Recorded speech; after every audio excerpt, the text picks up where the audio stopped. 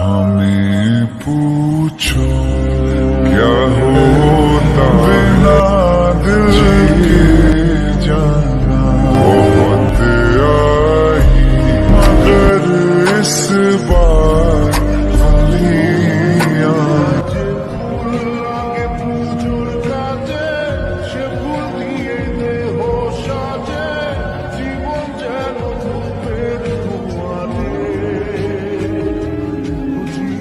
মৃত্যুর ঠিক 2 মিনিট আগে সিসিটিভিতে ধরা পড়ল এমন এক দৃশ্য যা দেখলে আপনার গায়ে লোম খাড়া হয়ে যাবে। সেই দিন ইকরার সাথে আসলে কি ঘটেছিল? মৃত্যুর ঠিক আগে সোফার আশেপাশে কি খুঁজছিলেন তিনি, আর কেনই বা বারবার কান্নায় ভেঙে পড়ছিলেন? ইকরার মৃত্যুর এই পুরো ঘটনাটি এখন এক ভয়ঙ্কর সাসপেন্সের রূপ নিয়েছে। আজ আমরা জানব সেই ভাইরাল হওয়া সিসিটিভি ফুটেজের পেছনের আসল সত্যিটা। দর্শক, ইকরার মৃত্যুর ঘটনা নিয়ে শুরু থেকেই নানা ধোঁয়াশা ছিল, আর সেই রহস্যের মাঝেই এবার প্রকাশ্যে এসেছে তাদের বাসার সিসিটিভি ফুটেজের একটি অংশ। ভিডিওটিতে দেখা যায় মৃত্যুর ঠিক আগ মুহূর্তে একটি নির্জন জায়গায় একা বসে আছেন ইকরা। তার চোখে মুখে স্পষ্ট হতাশা আর গভীর কষ্টের ছাপ। ফুটেজের এক পর্যায়ে দেখা যায় ইকরা সোফার চারপাশে হন্যে হয়ে কিছু একটা খুঁজছেন। অনেকেই ধারণা করছেন ইকরা হয়তো সেই মুহূর্তে আলভির পরকীয়ায় জড়িত থাকার কোনো প্রমাণ বা তার মোবাইল ফোন খুঁজছিলেন। ভিডিওটিতে ইকরাকে অঝরে কাঁদতে দেখা যায়। তার এই কান্না যেন পুরো ঘটনার ভয়াবহতাকে আরও বাড়িয়ে দেয়। কিন্তু এই হতাশার কারণ কি শুধুই আলভি, নাকি এর পেছনে লুকিয়ে আছে অন্য কোনো ষড়যন্ত্র? ফরেনসিক বিশেষজ্ঞদের মতে ইকরার ফোন থেকে অত্যন্ত সুকৌশলে একটি ভিডিও ডিলিট করা হয়েছে, যা তিনি মৃত্যুর আগে রেকর্ড করে আলভিকে পাঠিয়েছিলেন। ধারণা করা হচ্ছে সেই ভিডিওতেই ইকরার কান্নার আসল কারণ এবং আলভির পরকীয়ায় জড়িত থাকার অকাট্য প্রমাণ লুকিয়েছিল। এদিকে আলভি দাবি করেছেন বাসার সিসিটিভি নিয়ন্ত্রণ তার কাছে ছিল না, পুরোটাই ছিল ইকরার ফোনে।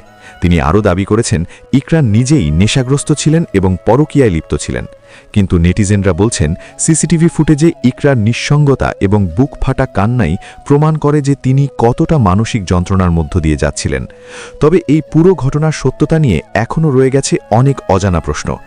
ঘটনার দিন ইকরার সাথে ঠিক কী হয়েছিল এবং তিনি কেন এতটা ভেঙে পড়েছিলেন তা নিয়ে মুখ খুলেছেন ইকরার এক প্রতিবেশী। তো আর কথা না বাড়িয়ে চলুন ইকরার প্রতিবেশী আসল ঘটনা নিয়ে ঠিক কি জানালো এবার সেটাই শুনে নেওয়া যাক। আমাকে আমার বান্ধবীকে থ্রেট দিচ্ছে, আমাদের নামে অনেক কথাবার্তা বলতেছে, মানুষজন আমাদেরকে গালি দিচ্ছে। আপনারা আসতেছেন দেখে বলতেছি, আপনাদেরকে কাউকে আমি ডাকছি বলেন? আপনারা যে ময়মনসিংহ গেছে কেউ কি আপনাকে ডাকছে? যে এই যে বলতেছে যে ও আর হচ্ছে গিয়ে ওর কিছু ফলোয়ার্স, বলবো আমি আসলে ডেরোগেটরি ওয়ার্ড ইউজ করতে চাই না, ওর কিছু ফলোয়ার্স যে হচ্ছে গিয়ে আমাদেরকে থ্রেট দিচ্ছে, আমাকে আমার বান্ধবীকে থ্রেট দিচ্ছে, আমাদের নামে অনেক কথাবার্তা বলতেছে। এরপরে হচ্ছে গিয়ে আজকে মেয়েটা হচ্ছে গিয়ে যে ইন্টারভিউ দিল সেখানেও বললো, অডিও ইন্টারভিউতে কালবেলাতে, যে হচ্ছে আমরা মানে বললো যে ইকরার বন্ধু বান্ধব, ইকরার বান্ধবীরা, ইকরার ছোট বোনেদের নিয়ে অনেক সমস্যা, এটা সেটা। আমার কথা হচ্ছে ভাই, আমাদের তো কিছু আসা যায় না, আমাদেরকে কিছু আসা যায়? আমরা এগুলো কেন করতেছি? অবশ্যই ন্যায় বিচার, কারণ আমরা জানতে চাই যে হোয়াট ইজ অ্যাকচুয়ালি হ্যাপেন্ড। ও যে বললো 22 সেকেন্ডে একটা ভিডিও কল দিয়ে খালি বললো আমাকে আর জীবনে দেখবি না, তো 22 সেকেন্ডে হঠাৎ করে তার কি মনে হয়েছে যে আমি ভিডিও কল দিয়ে ওরে বলে আমাকে কোনদিন দেখবি না? আর তুমি জাহির আলভি বারবার বলতেছিল যে আমার বাসার সিসি ফুটেজগুলো আপনারা একটু চেক করেন, 25, 26, 27 তারিখের সিসি ফুটেজগুলো চেক করলে আপনারা সবকিছু পেয়ে যাবেন। তো ওই ফুটেজগুলো চেক করা হোক, তদন্ত করা হোক, তারপর তদন্তর পরে আইন কি ব্যবস্থা নেয় সেই অনুযায়ী জাহির আলভি দেশে আসবে বলে জানিয়েছেন। এর শেষটা হচ্ছে জাহির আলভি ভাই দেশে আসবেন, নাটক সিনেমায় আবারও তিনি কাজ করবেন, এবং কারোর সাথে যদি পরকীয়ার সম্পর্ক থেকে থাকে তাহলে তার সাথে পরকীয়ায় তিনি আবারও লিপ্ত হবেন, এবং একাধিক মেয়েদের সাথেই নাকি তিনি পরকীয়া করতেন এরকম অভিযোগ উঠে এসেছে। সো সেই ধরনের কাজে তিনি লিপ্ত হতে পারে আমরা যতটুকু ধারণা করছি। শেষ পরিণতিটা হচ্ছে ওর ছেলের, ওনাদের কিচ্ছু হবে না, যা কষ্ট ভোগ করার সারা জীবনের জন্য কষ্ট ভোগ করবে ওনার ছেলে। ওই যে রিজিক বলে না, রিজিকের আসল রিজিকটাই কেড়ে নিয়েছে, ওর রিজিক শেষ এই দুনিয়ায়, ওর মাকেও হারাইছে। এর চাইতে বড় রিজিক একটা সন্তানের কাছে আর কিছু হতে পারে না। কারণ দাবিটা তো আমার না, দাবিটা হচ্ছে জাহির আলভি নিজেই পোস্ট করছে, তার পোস্টটা আপনারা পড়া দেখেন, যে ওইখানেও বলছে কত সালে কার সাথে কি পরকীয়া করছে না করছে সবকিছু ওর পোস্টের মধ্যে আছে। আমাদের কাজ হচ্ছে জাস্ট পোস্টটা পড়ে মানুষের সামনে তুলে ধরা, আমরা কোনো ক্লেম করতে পারি না। প্রুফ যেহেতু উঠে আসে নাই, তিনি তো পোস্টের মাধ্যমে সবকিছু প্রকাশ করছে। এখন কাজটা হচ্ছে আইনের। এখন উনি যে পরকীয়ায় লিপ্ত ছিল এটা ইকরা আপু দাবি করছে বা তার বান্ধবীরা দাবি করছে, এখন অন্যদিকে আলভিও দাবি করছে যে ইকরা আপুও পরকীয়ায় লিপ্ত ছিল। এখন এটার কোনো প্রমাণ আমরা কোনো পক্ষ থেকে পাইনি। পরকীয়া আসলে বললাম তো, যারা মিডিয়া জগতে আছে তারা পরকীয়া করে না, বুকে হাত দিয়ে বলাটা অনেক কঠিন, এইগুলোর সাথে তারা জড়িত হয়ে যায় এক পর্যায়ে। তো এই জন্য আসলে এই টাকা দিয়ে যারা মানে চিন্তা করে ভবিষ্যৎ উজ্জ্বল করবে, তাদের ভবিষ্যৎ উজ্জ্বল হয় না। এটা আপনারা দেখেন, যারা মিডিয়ায় কাজ করছে তাদের শেষ পরিণতিটা কি হয়। বাংলাদেশের যারা মিডিয়ায় কাজ করেছে আপনি একটু দেখেন। আমার জাহের আলভির সাথে কোনো ধরনের কন্ট্রাক্ট হয়নি, তবে তার ফেসবুক যে জিনিসগুলো তিনি পোস্ট করছেন জানাচ্ছেন, ওইগুলোর ভিত্তিতে আমরা কাজ করছি। এখন এইটা আসলে যে একটা মানুষ মারা গিয়েছে তার বিরুদ্ধে অভিযোগ আনাটা এখন মানুষের কাছে এটা খুব অনুভূতির মধ্যে আঘাত লাগছে। তবে যদি কেউ অপরাধ করে থাকে, সে মারা যাক আর জীবিত থাকুক, অপরাধীর অপরাধ অবশ্যই প্রকাশ করতে হবে। এটা হচ্ছে মানে আমার কথা ব্যক্তিগত। আর জাহের আলভি দেশে আসলে আমি মনে করি ভালোই হয়, যেহেতু একটা বাচ্চা তার মাকে হারাইছে, এখন বাবাকে পাশে পাইলে অন্ততপক্ষে সে মায়ের শোকটা ভুলে থাকতে পারবে। আচ্ছা, ইকরা আপুর বান্ধবীরাও বলছে বা শুটিং সেটে থাকা অনেক লোক বলছে যে দরজা বন্ধ করে তারপর তিথির সাথে আলবি নাকি চলে যেতেন। শুটিং সেট থেকে তারা দরজা বন্ধ করে একটি রুমের মধ্যে সময় কাটাতেন। তো দরজা বন্ধ করে তারা পার্সোনাল এমন কি সময় কাটাতেন আমি জানি না, হয়তোবা তারা কিছু রিহার্সেল করতেন, যেটা ইকরা আপুর সাথে হয়তোবা তার রিহার্সেল হতো, সেরকম কিছু হয়তোবা করছে, এরকম দাবি করা হচ্ছে। আমি বলবো আলভি ভাইয়ের সাথে তিথি আপুর একটা আলাদা সম্পর্ক ছিল, এটা ছিল মানে ছিল, আর এটা সবাই জানতো। ভাবি জানতো, ইকরা ভাবি জানতো, আলভি ভাইয়ের যে ছোট ভাই নেহাল ভাই জানতো, আলভি ভাইয়ের মা জানতো, ইভেন আড্ডা চলতো প্রচুর, এখানে প্রচুর আড্ডা চলতো। আর হচ্ছে গিয়ে মিডিয়া পার্সনরা আমার মনে হয় যে হাতে গোনা কিছু মানুষ বাদে, আমার তো বেশি অভিজ্ঞতা না, অল্প অভিজ্ঞতা থেকে বলতেছি, আমার মনে হয় যে হাতে গোনা কিছু মানুষ বাদে বাকি সবাই আমার মনে হয় যে কিছু না কিছু করে বা খায়। আমার মনে, এটা আমার ব্যক্তিগত ধারণা থেকে আমি বলতেছি। আর হচ্ছে গিয়া আমি অনেক পোস্ট দেখছি, মানে গতকালকে সকালে বা এর আগের দিন বলা হয়েছে যে মানে ওনারা দাবি করতেছে যে আলভি ভাইয়া কোনো দিন হচ্ছে গিয়া কোনো কিছু খায় না, কোনো কিছু নেয় না বা কি। মানে আমি যদি বলি কি মানে আমি বলবো, উনি তো ধরেন আপনার ধরেন মানে কোনো কিছু খাওয়া ছাড়া ক্যামেরার সামনে যাইতে পারতো না, আমার মনে হয় আলভি। হ্যাঁ দেখছি। এখন আমি আবার আপনাদেরকে একটা কথা বইলা দিই, এখন আমার কাছে যদি কেউ প্রমাণ চায়, আমি কিন্তু কোনো প্রমাণই দিতে পারবো না। আমি যা দেখছি আমি তাই বলতেছি, আমি যা দেখছি ওই 8 মাসে আমি যা দেখছি আমি তাই বলতেছি। আর হচ্ছে গিয়া এই যে মানে যত প্রশ্ন হচ্ছে বা যত কথা হচ্ছে, এগুলোও আসলে আমি বলতে চাই নাই। এখন আপনারা জিজ্ঞেস করাতে বলতেছি। আমি মূলত একটা কথাই বলবো, অনেককে আমি বলছি, বা আমার এখানে আসার একটাই কারণ, বা আমার যে ভয়েসটা আপনারা দেখছেন আমি যেটা দিছি, এটা এসব করার একটাই কারণ যে আমি বলবো আলভি ভাইয়ের সাথে তিথি আপুর একটা আলাদা সম্পর্ক ছিল, এটা ছিল মানে ছিল, আর এটা সবাই জানতো। ভাবি জানতো, ইকরা ভাবি জানতো, আলভি ভাইয়ের যে ছোট ভাই নেহাল ভাই জানতো, আলভি ভাইয়ের মা জানতো, ইভেন এমনও হয়েছে মানে এটা নিয়ে আলভি ভাইয়ের মাও দেখা গেছে কথা বলছে, আলভি ভাইয়ের মাও কথা বলছে, একটা ভাবিরে বুঝাইছে বা একটা ভাবিরে বলছে তুমি এইভাবে করো ওইভাবে করো, দেখো ঠিক হয় কি না বাকি। ঠিক আছে, আমি হচ্ছে গিয়া আসলে কথাটা বলতে গেলে খারাপ দেখা যায়, কেমন হয় আমি জানি না। আমি ভাবি যখন মানে এই ঘটনাটা ঘইটা যায় বা ভাবি যখন চলে যায়, অনেক নিউজে অনেক কিছুতে দেখলাম যে অনেকেই দাবি করতেছে যে কি বলে মানে এমন বুঝাইতেছে যে এটার মধ্যে দেখা গেছে আন্টি বা যে আলভি ভাইয়ের মা ওনারও হয়তো বা হাত থাকতে পারে, বা উনিও এটাতে দেখা গেছে হেল্প করতে পারে, ছেলের ব্যাপারটা থেকে খারাপ বিষয়টাকে হয়তো বা সাপোর্ট করতে পারে। কিন্তু আমি যতটুকু দেখছি আমি বলবো যে না, উনি এরকম সাপোর্ট কখনোই করে নাই, বরঞ্চ উনি ইকরা ভাবিকে বুঝাইছে, আর ইকরা ভাবির সাপোর্ট উনি ছিল। উনি তিথি আপুকে কখনোই সহ্য করতে পারে না, আন্টির ব্যাপারটা বলবো। হ্যাঁ, আলভি ভাইয়ের আম্মু কখনোই এই ব্যাপারটা সাপোর্ট করে না। আমি দিন শেষে একজন মুসলিম, আমি সত্যের পথে ছিলাম, সবসময় সত্যের পথে থাকবো। সে যেহেতু 16 বছর ধরে ইকরার সাথে সংসার করছেন, অবশ্যই সে ইকরাকে খুব ভালো মতন চিনেন, জানেন, এবং আমরাও যেহেতু অনেক বছর ধরে তার ফ্রেন্ড, আমরাও তাকে ভালো জানি এবং চিনি। তো একটা মানুষ যখন চলে গেছেন দুনিয়াতে, আমাদের কারো মাঝে উনি এখন নাই, তো এখন হাজব্যান্ড হিসেবে তার প্রথম দায়িত্ব হচ্ছে যে সে যে নির্দোষ বা স্বামী স্ত্রীর মধ্যে অনেক ঝামেলা হয়, অনেক তর্ক বিতর্ক হয়, সেটা একমাত্র হাজব্যান্ড অথবা ওয়াইফই কিন্তু আমাদের সামনে ক্লিয়ার করতে পারবেন।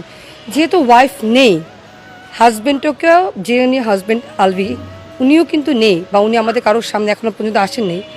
ইকরা আপন কোনো ভাই বোন নেই, যার কারণে কিন্তু বান্ধবীদের সাথে সে এত বেশি ক্লোজ, এবং তার সব সুখ দুঃখ বলেন, তার খারাপ সময় ভালো সময় বলেন, আমাদের সাথে শেয়ার করেছে। এখন যেহেতু মেয়েটার দাফন পর্যন্ত অপেক্ষা করা হয়েছিল, আমাদের আঙ্কেল ইকরার আব্বু কিন্তু বলেছেন যে এখন পর্যন্ত কিন্তু একটাবারও কিন্তু তাকে কল করে বলা হয় নাই যে আমি দেখতে চাই, আমি আসতে চাই। তো যার কারণে আমাদেরকে অনেক কিছু বলতে হয়েছে। যদি কোনো রকম মৃত ব্যক্তির ব্যাপারে যদি কোনো রকম নেগেটিভ কথা না আসতো, আমরা কিন্তু এত কিছু প্রমাণ দিতে যেতাম না। কারণ আমরাও চাই না আমাদের বান্ধবীকে নিয়ে সবাই মজা নিক, সবাই ঘরে এক কোনায় বসে ইফতারি পরে বা সেহরি আজানে আগে ওয়েট করছে, আজান দিবে কখন, টাইম পাসের জন্য তারা ফেসবুকে আসছে, দেখছে, কমেন্ট করছে, মজা নিচ্ছে। কেউ কেউ হয়তো বা কন্টেন্ট ক্রিয়েটার, আমি কন্টেন্ট ক্রিয়েটর যারা আছেন তাদেরকে আমি অনেক রেসপেক্ট করি। কন্টেন্ট ক্রিয়েট করাটাও অনেক একটা ট্যালেন্টের ব্যাপার, তো তারাও কন্টেন্ট বানাচ্ছেন। কিন্তু সত্য মিথ্যাটা আসলে সম্পূর্ণ আমাদের আইনের ব্যবস্থার উপরে আসবেন। আইন যেটা বলবেন সেটার উপরে আমরা সম্মান দেখিয়ে ওইটাই আমরা মেনে নিব। কিন্তু আইন ব্যবস্থা নেওয়ার আগেই যে আলভি এভাবে স্ট্যাটাস দিয়ে গেলেন, ওয়াইফের একটা ক্যারেক্টার সার্টিফিকেট দিয়ে ফেললেন, তো এখন কি মনে হয় না যে আমাদের একটু বলা উচিত? ভাই আমিও তো মানুষ, আজকে এই জায়গাটায় যদি আল্লাহ না করুক আমি হতে পারতাম, আপনার বোন হতে পারতো, বা যারা ফেসবুকে শেয়ার করছেন, আপনার আল্লাহ না করুক, আল্লাহ না করুক এরকম মৃত্যু। অবশ্যই ইকরা যে আত্মহত্যা করেছে বা আত্মহত্যা করেনি এটা কিন্তু এখনো প্রমাণই হয়নি। আমরা সবাই বলে ফেলেছি আত্মহত্যা অবশ্যই মহাপাপ, এটা কখনোই গ্রহণযোগ্য না, কিন্তু এখনও তো এটা প্রমাণ হয়নি, তাই না? আত্মহত্যা প্ররোচনা বলতেও কিন্তু একটা ক্রাইম আছে, ল আছে। তো এটা যাই হোক, আমরা দোয়া করি ইকরা, আল্লাহ মহান, আল্লাহ ক্ষমাশীল, আল্লাহ কখন কাকে কোন উসিলায় মাফ করবেন এটা কেউ বলতে পারে না। এখন অনেকে আমার ভিডিওতে কমেন্ট করবেন আমি যে একজন মিউজিশিয়ান, আমি এত আল্লাহ বিল্লাহ বলছি। অবশ্যই আমি দিন শেষে একজন মুসলিম, আমি সত্যের পথে ছিলাম, সবসময় সত্যের পথে থাকবো, এবং আমার পাস্ট। আমি তো আসলে এতদিন ভাই অনেক বলছি আপনাদের কাছে, কিন্তু আমি বলছি আমি এতদিন, আমি আমার আরেক বান্ধবী লুপিন, আমরা কিন্তু এতদিন চিল্লাই চিল্লাই খালি বলছি, নতুন করে আসলে বলার কিছু নাই। হ্যাঁ, নতুন করে বলার কিছু নাই, শুধু এতটুকুই বলবো যা যা এভিডেন্স দেওয়া হয়েছে, যতবার যত কিছু বলা হয়েছে, বারবার এটাও বলেছি পুলিশের কাছে ইকরার ফোনটা আছে যতটুকু আমরা জানি, আমার আর লুপিন। আর আপনারা অনেকেই বলেছে যে বান্ধবীদের কাছে কিভাবে পাসওয়ার্ড থাকে, ভাই বান্ধবীদের কাছে পাসওয়ার্ড থাকেই, আমিও আমার পাসওয়ার্ড আমার ফ্রেন্ডদেরকে দিয়ে রাখি, ইন কেস অ্যাক্সিডেন্ট হলে যেন পাসওয়ার্ড দিয়ে ফোনটা খুলে কাছের মানুষকে ফোন দিয়ে জানাতে পারে।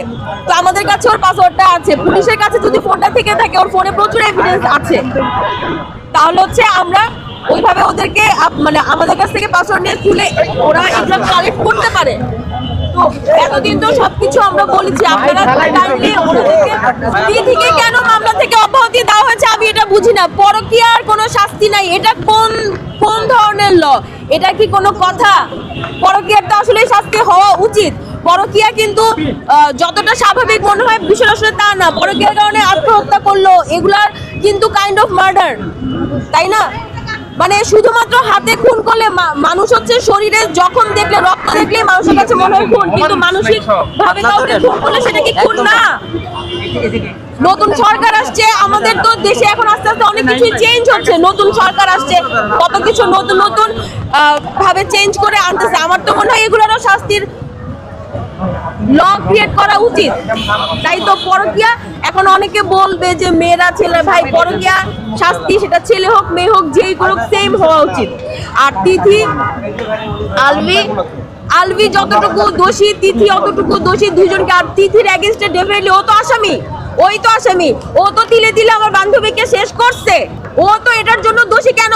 যখন ও যে বললো যে ইকরার সাথে আমার অনেক কথা হয়েছে, ও আমাকে বাসায় ডাকছে, আমার সাথে অনেক অনেক ওর সাথে ভাই ও আড্ডা দেয় নাই, ওর সাথে বসে বান্ধবীর মতন বসে বসে কফি খেয়ে আড্ডা দেয় নাই, ওই কফি ডেট মানে এটা আড্ডা ছিল না।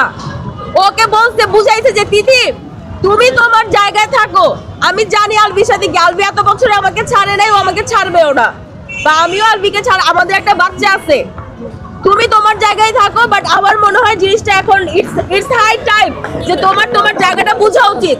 তো ওই দিন ওগুলো শোনার পরে ও সরে গেল না কেন? ও এখন আসছে এগুলো বলতে যে আমার সাথে কথা হয়েছে, আমার সাথে এই হয়েছে। ওর তো উচিত ছিল, ওর যদি এত আত্মসম্মান, ও কি বেহায়া?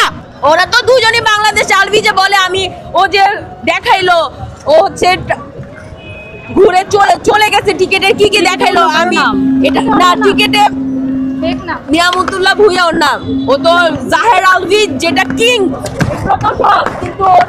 নিয়ামতুল্লাহ ভুঁইয়া।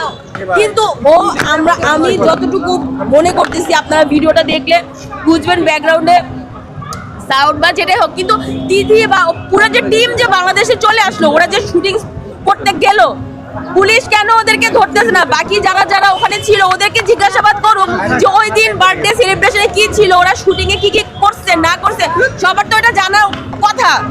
ওরা কেন ওই বাকি ক্রু মেম্বারদেরকে ধরতেছে না? নেক্সট টাইম যেন কেউ পরকিয়া করে বউকে এগুলোর জন্য কোনো সাহস কেউ না পায়। ভাই, কাউকে ভালো লাগলে তুই বলে দে তোর বউকে, তোর হাজবেন্ডকে আমার আর সংসার করা সম্ভব হচ্ছে না, একটা করে তোরা আলাদা হ।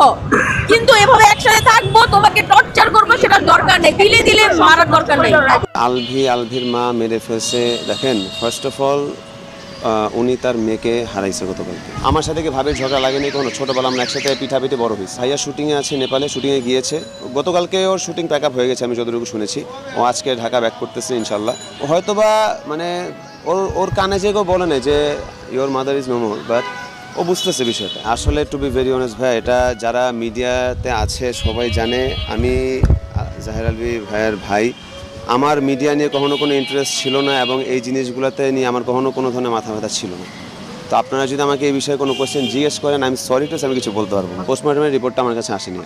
কারণ আমি রিজিককে নিয়ে এখানে আসছি, তো আমার কাছে আসেনি। এটাও হয়তো বা ভাবির ফ্যামিলিদের কাছে আসে। মৃত্যুর কারণ আমি যতটুকু মানে মুখে যতটুকু শুনেছি, আমি রিপোর্টটা এখনো পাইনি। মুখে যতটুকু শুনেছি সেটা হচ্ছে যে এটা সুইসাইডাল একটা ছিল। আমি এতটুকু বলবো, ভাবি আর আমি মানে খুবই ক্লোজ ফ্রেন্ড ছিলাম বিগত 10-15 বছর ধরে। We were very good friends. Even আমার কোনো সাইকোলজির কোনো ইস্যু হলে আমি ভাবির সাথে শেয়ার করি, ভাবির কোনো কিছু ভাবি আমার সাথে শেয়ার করে। I am not being biased, but ভাবির সাথে আমার বিগত কয়েক মাসে ভাবির সাথে এরকম কোনো কনভারসেশন আমার হয়নি। হয়েছে আমার ইস্যুস নিয়ে, বাট ভাবির ইস্যুস নিয়ে কোনো ধরনের কোনো কনভারসেশন ভাবির সাথে আমার হয়নি।